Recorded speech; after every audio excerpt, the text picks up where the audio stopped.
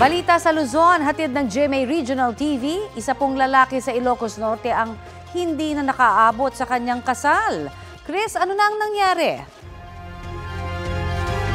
Tony, malapitang binaril ang lalaking ilang oras lang bago ang kasal niya sa harap ng isang convenience store.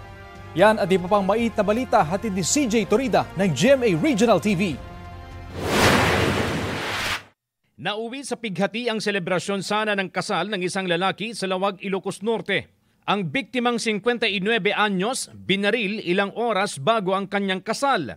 Ayon sa investigasyon, nasa harap ng isang convenience store ang biktima at kanyang kinakasama nang lapitan siya ng isang lalaki at barilin.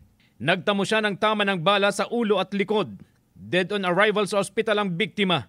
Nakuha na rin ang CCTV footage malapit sa pinangyarihan ng krimen para matukoy ang pagkakakilanlan ng suspect at motibo sa krimen.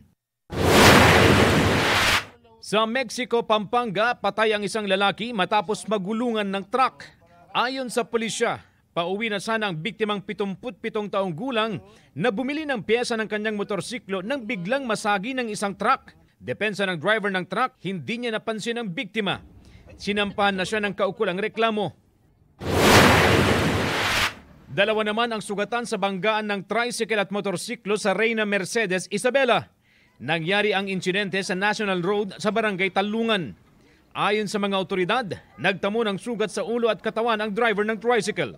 Sugatan din ang rider ng motorsiklo. Itinakbo sa magkahiwalay na ospital ang dalawa. Wala pa silang pahayag. CJ Torida ng GMA Regional TV, nagbabalita para sa GMA Integrated News.